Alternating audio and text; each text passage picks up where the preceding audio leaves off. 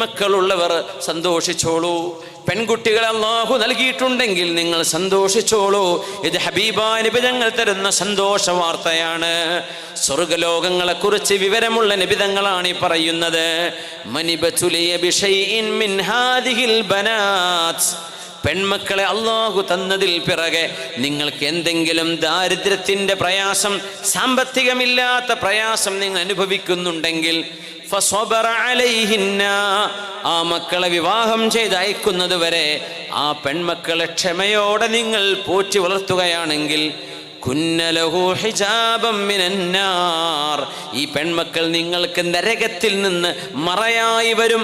നിങ്ങളെ നരകത്തിൽ പോകാതെ കാക്കാൻ ആ പെൺകുട്ടികളോട് നിങ്ങൾ ചെയ്ത നിങ്ങളുടെ ഗുണം മതിയാവും. അവർക്ക് അന്നം കൊടുത്തത്, അവർക്ക് വസ്ത്രം വാങ്ങിച്ചു കൊടുത്തത്, അവർക്ക് വിദ്യാഭ്യാസം കൊടുത്തത്, അവർക്ക് കിടന്നുറങ്ങാൻ കിടപ്പാടം നൽകി